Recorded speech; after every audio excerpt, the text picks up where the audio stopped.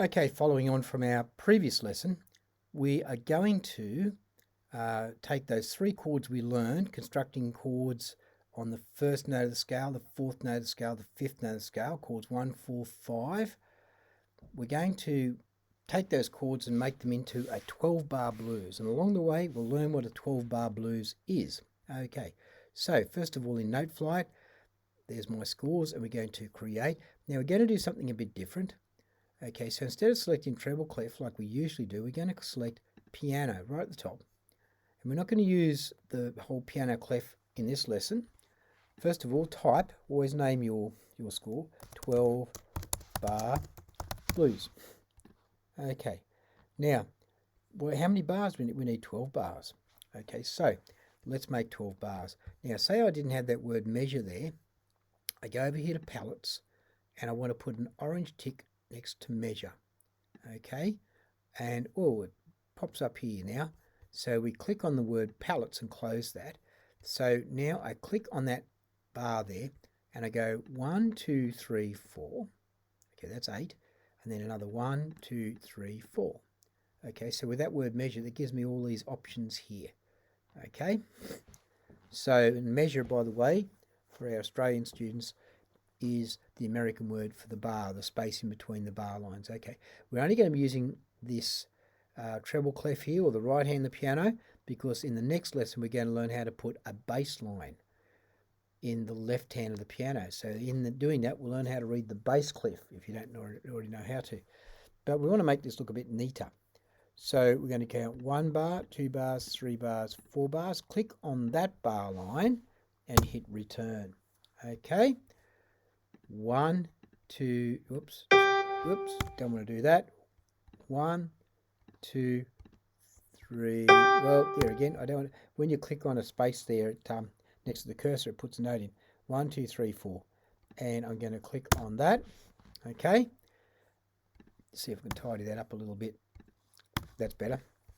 And I've got 12 bars of piano stave. Okay.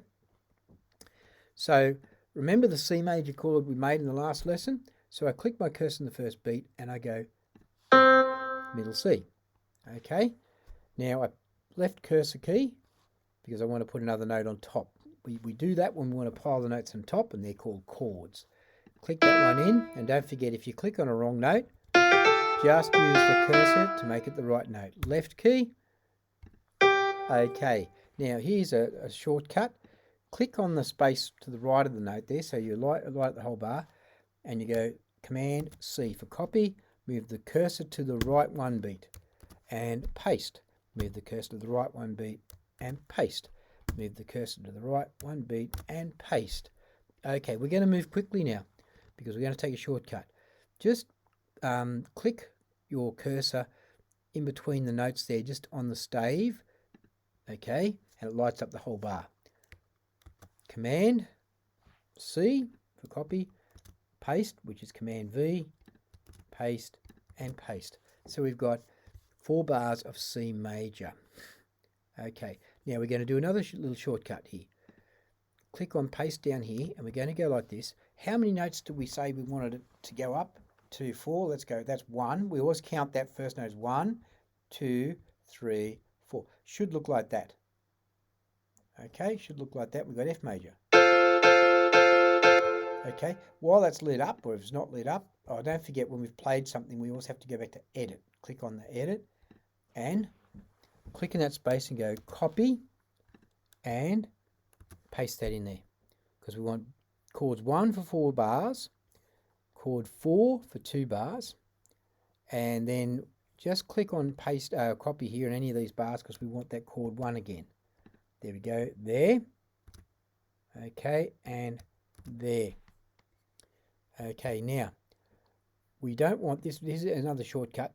Click on that F, okay, or the F major chord, or chord 4, okay, and copy that, paste it in here, copy it, but we want it up a tone. See, that's 4. This is chord 5, or G major. Okay, here we want chord 4, and copy that bar, because we want chord 1.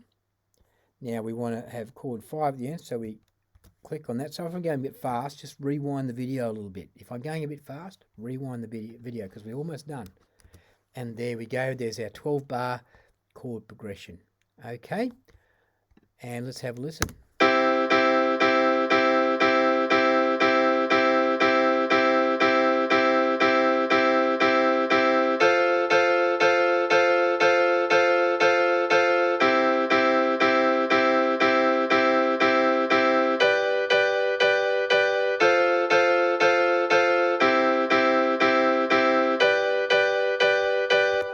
All right, and there we are, edit, and if you're in my class, then you can take a screenshot of that and upload it to your Canvas.